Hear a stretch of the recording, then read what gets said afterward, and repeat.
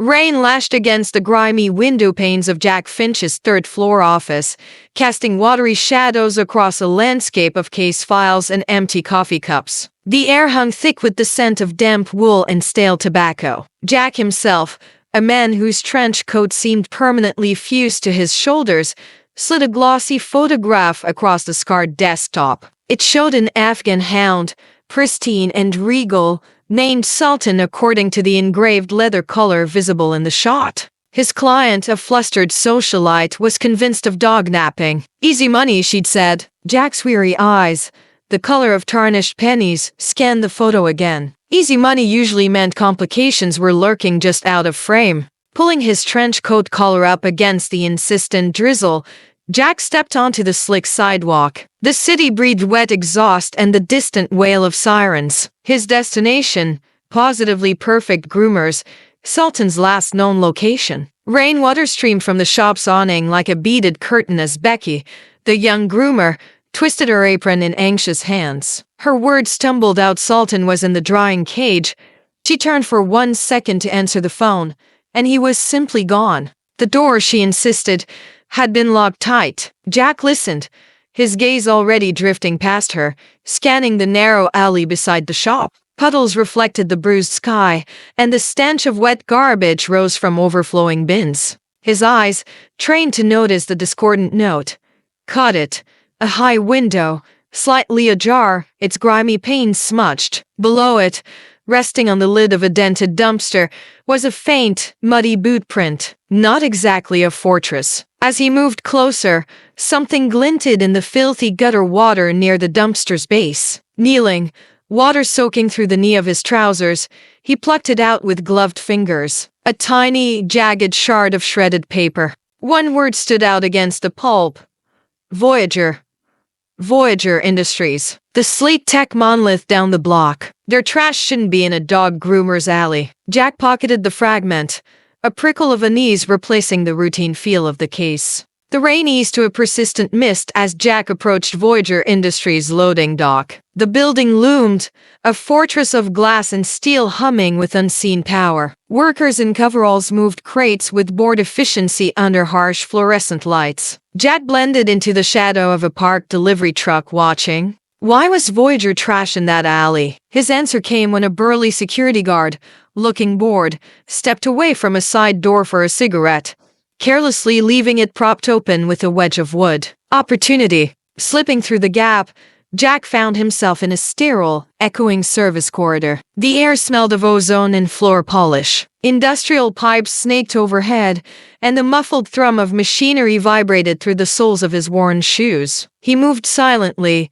a shadow against the concrete walls, passing windows offering glimpses of clean room labs filled with incomprehensible tech. He located a large industrial waste bin tucked into an alcove. Ignoring the less savory layers, he began a methodical search, his gloved hands sifting through discarded printouts and packaging foam. And then there it was, a larger piece of shredded paper. He fitted it against the fragment from the alley like a puzzle piece. The reconstructed section clearly read, Voyager Industries order #V77 for 1 custom micro camera housing, dog collar spec. The prickle of unease became a jolt. Sultan wasn't stolen. He was borrowed for parts. Later, following a hushed tip passed in a steamy diner, Jack found himself at the chain-link fence bordering a derelict warehouse lot. Wind whistled through broken panes, carrying the scent of rust and decay. Beyond piles of crumbling brick and weeds,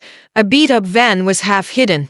Jack approached cautiously, gravel crunching softly underfoot. There, snagged on the van's rusty bumper, was an unmistakable tuft of long, white Afghan fur. He edged towards a grimy warehouse window, wiping a patch clean with his sleeve. Inside, bathed in the weak light filtering through dusty skylights, sat Sultan. The dog looked healthy, even bored, resting in a travel crate. Relief warred with confusion. Beside the crate, a cheap folding table was strewn with soldering irons, circuit boards, and tangled wires. A thin, greasy-haired man Jack mentally tagged as Lenny hunched over the table, soldering something with intense concentration. This wasn't a dognapper's lair. It was a makeshift electronics lab. Jack's gaze snapped back to Sultan, specifically to the expensive leather collar around the dog's neck. It looked ordinary, except for a tiny, almost imperceptible lens embedded flush near the clasp. Understanding hit him like a physical blow. Espionage. Sultan wasn't the target. He was the delivery system.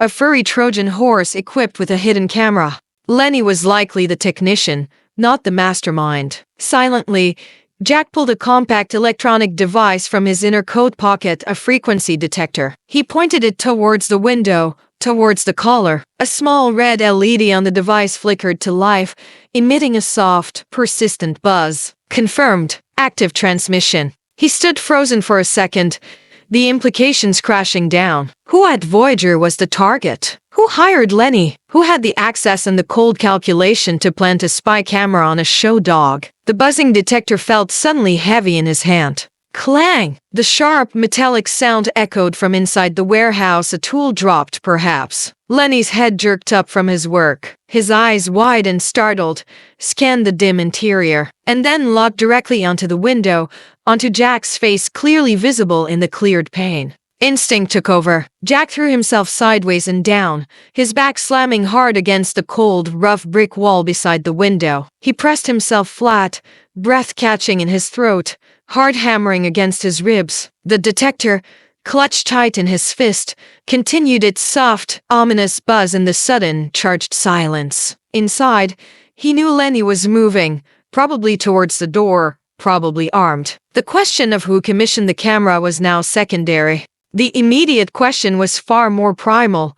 Had Lenny recognized him? And how many seconds did he have before the technician came looking? The rain began to fall harder, drumming on the corrugated metal roof, the only sound in Jack Finch's world besides the frantic beat of his own heart and the relentless electronic hum in his hand. The case had just gotten lethally complicated.